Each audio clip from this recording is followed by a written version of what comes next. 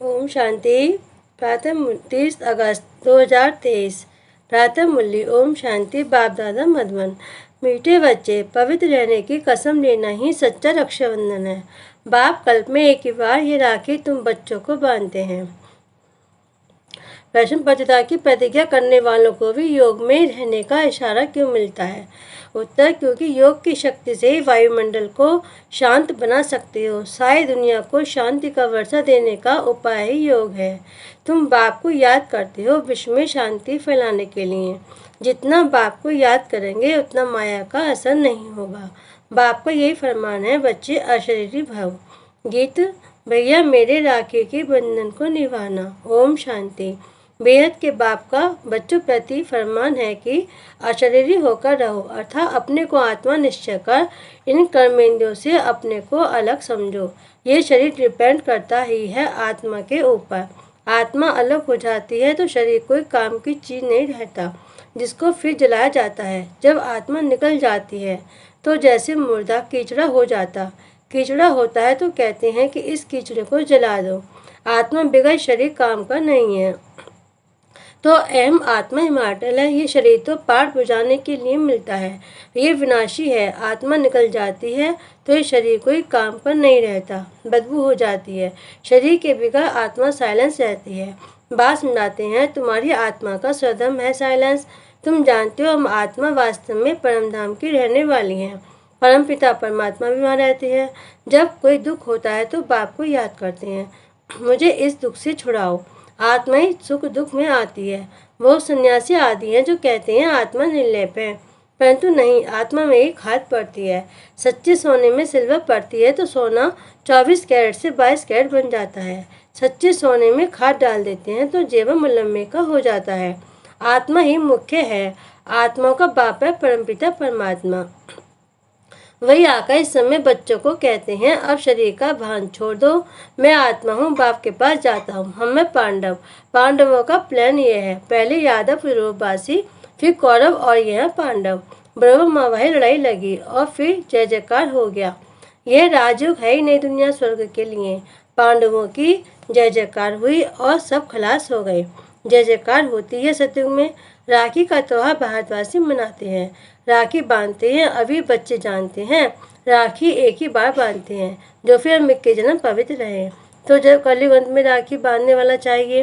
राखी कौन आकर बांधते हैं, कौन प्रतिज्ञा कराते हैं? स्वयं बाप और जो उनके वंशावली ब्राह्मण है। सच्चे सच्चे ब्राह्मण तुम हो। ब्राह्मण ही राखी बांधते हैं, बहन भाई को बांधे, ये भी झूठी बनावट है। बुजुर्ग लोग जानते हैं आगे ब्राह्मण ही आकर धागे की राखी बांधते थे। वह कोई ऐसे नहीं कहते कि तुमको पवित्र रहना है। पवित्रता को वह जानते नहीं। तो ये राखी उत्सव जरूर संगम पर हुआ है। कितना वर्ष हुआ? 5000 वर्ष। संगम पर बाप ने राखी बांधी, फिर हम सत्युग त्रेता अंत तक पवित्र रहे। फिर भक्ति मार्ग से राखी त्योहार शुरू हो गया। कहते हैं उत्सव परंपरा से मनाते आए हैं, परंतु ऐसे तो है नहीं। 5000 वर्ष में हम एक ही बार राखी बांधते हैं। जब द्वापर से पतित बनते हैं तो वर्ष वर्ष राखी बांधते हैं, क्योंकि अपवित्र बनते हैं। जैसे वर्ष वर्ष रावण को भी जलाते हैं, वैसे वर्ष वर्ष राखी भी बांधते हैं। वास्तव में इनका अर्थ तुम समझते हो। बाप आकर कहते हैं, बच्चे प्रतिज्ञा करो। राखी बांधने से कुछ नहीं होता है। ये तो कसम उठा जाता है कि बाबा हम अभी पवित्र रहेंगे। तो ड्रामा में उन उत्सवों की नूंद है। सतयुग त्रेता में राखी बांधने की दरकार नहीं रहती। वह है ही वाइसलेस वर्ड। इस समय अपनी है चढ़ती कला, फिर तो उतरती कला होता है। हम फिर सो सत्वप्रधान देवता बनेंगे। ब्राह्मण कहते हैं हम अभी ईश्वर की संतान है, फिर सो देवता बनते हैं। बनाने वाला है परमपिता परमात्मा। मनुष्य से देवता निराकार परमपिता परमात्मा बनाते हैं। मनुष्य नहीं बना सकते, उन्होंने मनुष्य का नाम डाल दिया है। श्री कृष्ण को द्वापर में ले गए हैं। तुम पतित से पावन कलयुग अंत में बनते हो, फिर सतयुग आना है। अगर द्वापर में आए तो फिर कलयुग का नाम गुम हो जाना चाहिए। ये रॉन्ग बात है। जब रॉन्ग हो तभी तो बाप आकर राइट बनाए ना। अभी सब झूठे हैं, झूठी माया झूठी काया। बाप आकर बच्चों को सच्चा बनाते हैं। सतयुग त्रेता में कभी झूठ बोलते नहीं। यहाँ तो पाप करते झूठ बोलते रहते हैं। पाप आत्मा को पुण्य आत्मा तो बाप ही बनाएंगे। जैसे दीपमाला पर सारे वर्ष का हिसाब किताब चुकतुक करते हैं ना, तुम्हारा फिर आधा कल्प का जो पापों का खाता है वह भस्म होता है, और पुण्य का खाता तुम जमा करते जाते हो। यहीं जमा करेंगे तब 21 जन्म के लिए फल मिलेगा। बाप को याद करने से ही विक्रम विनाश होंगे। नया कोई पाप नहीं करना चाहिए, पुराना खाता खलास करना है।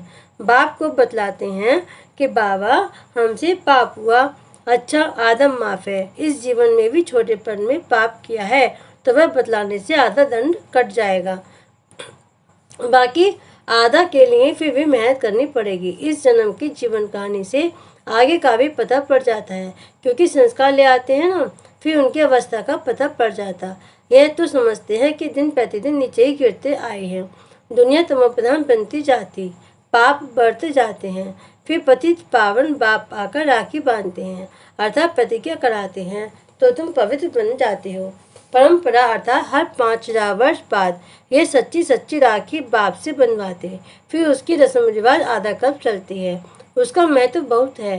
पहले पहले महत्व है जो राखी बांधते हैं उनका उत्सव मुख्य है।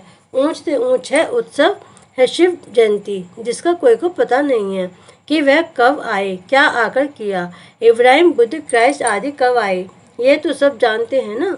उनसे आगे सतयुग त्रेता में क्या था वह हिस्टोरियोग्राफी कोई जानते नहीं। देवी देवताओं की राजधानी कैसे स्थापन हुई, कितना समय चली, यह कोई जानते नहीं। मुख से कहते हैं सतयुग के लक्ष्मी नारायण सगुण संपन्न, 16 कला संपूर्ण, संपूर्ण निर्विकारी थे। लक्ष्मी नारायण तो हुए राजा महारानी, उन्हों का ही बचपन चाहिए, बच्चों का किसी को पता ही नहीं है। राधे कृष्ण को फिर उल्टा द्वापर में ले जाते हैं, ये मनुष्यों की अपनी कल्पना है।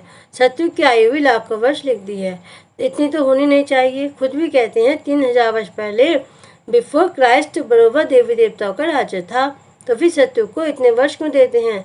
सहज बात है ना, परंतु माया पत्थर बुद्धि बना देती है, जो बिल्कुल ही भूल जाते हैं कि हम देवी देवता थे। नंबर 1 ही जब नारायण बनता तो उनको ही ज्ञान नहीं होता, ज्ञान प्राय लोप हो जाता है। बाप कहते हैं अभी तुमको ज्ञान देता हूँ मनुष्य से देवता बनाने का। देवता बन गए फिर क्या सिखलाएंगे, दरकार ही नहीं।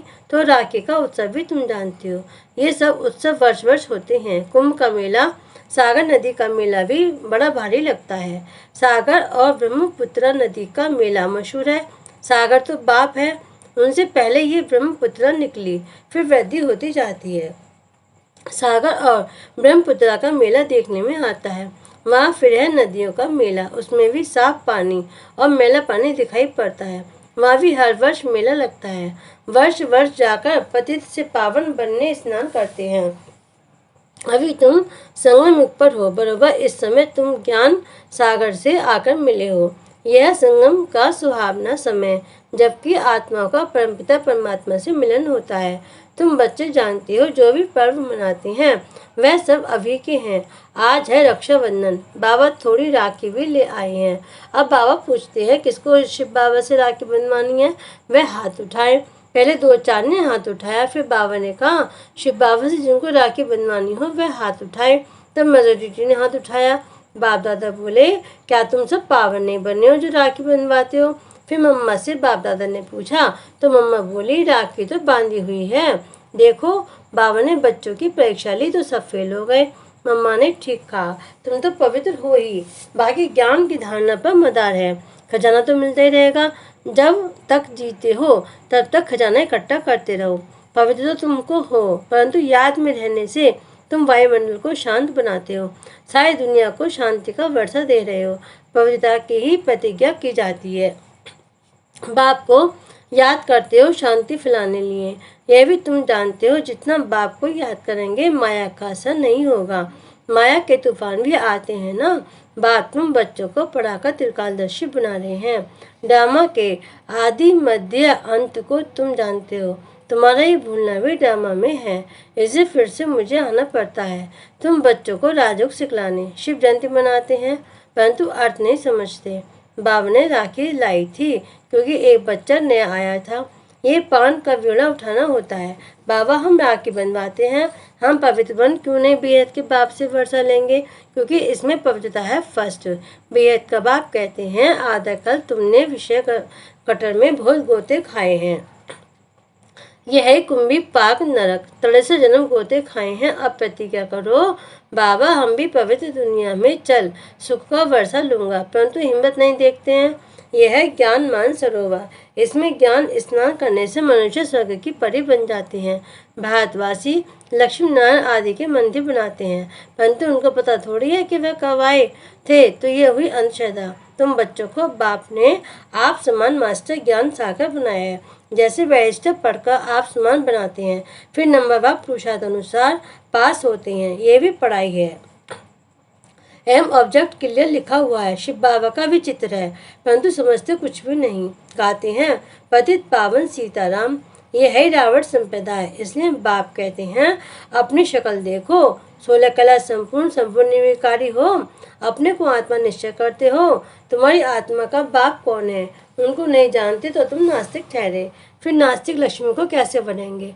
तुम जानते हो बरोबर हम बंदर संप्रदाय थे, अब हम श्री नारायण को बनने लायक बनते हैं। बाप कहते हैं मैं तुमको माया रावण के राज्य से लिबरेट करने आया हूँ, फिर रावण का भूत कभी जलाएंगे नहीं।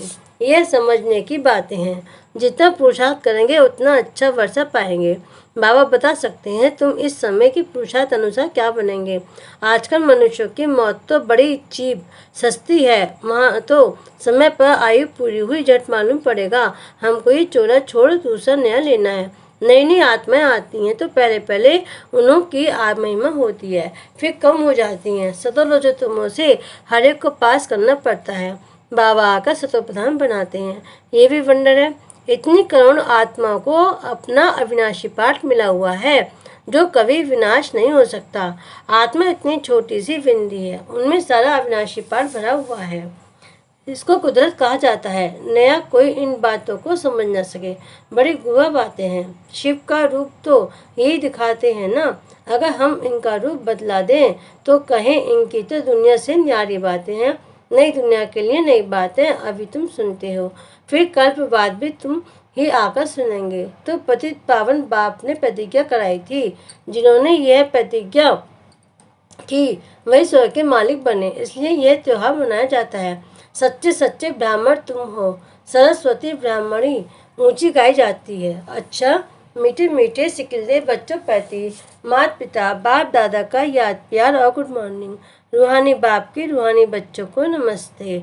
हम रूहानी बच्चों की रूहानी बाप दादा को याद प्यार गुड मॉर्निंग और नमस्ते नमस्ते नमस्ते। ओम शांति। धारणा के लिए मुख्य सार नंबर 1, पुराने विक्रमों का खाता खलास कर पुण्य का खाता जमा करना है। याद में रहे शांति का वायुमंडल बनाना है। दूसरा, पवित्रता की प्रतिज्ञा का पवित्र रहने की सच्ची राखी हर एक को बांधनी है। वरदान, सदा दिल खुश मिठाई खाने और खिलाने वाले सच्चे सेवाधारी खुशमिजाज भव। जो रोज अमृत बेले दिल खुश मिठाई खाते हैं वे स्वयं भी सारा दिन खुश रहते हैं और दूसरे भी उनको देख खुश होते हैं। ये दिल खुश की खुराक कैसी भी परिस्थिति को छोटा बना देती है, पहाड़ को रूई बना देती है। तो सदा ये स्मृति रखो कि हम दिल खुश मिठाई खाने और दूसरों को खिलाने वाले हैं। रोने की परिस्थिति में भी मन सदा खुश रहे, तब कहेंगे खुश मिजाज। उनके चेहरे से भी सेवा होती है, उनकी सूरत ज्ञान की सीरत को प्रत्यक्ष करती है। स्लोगन, जिसके हर संकल्प से अनेकों को श्रेष्ठ जीवन बनाने की प्रेरणा प्राप्त हो वही पुण्य आत्मा है। ओम शांति।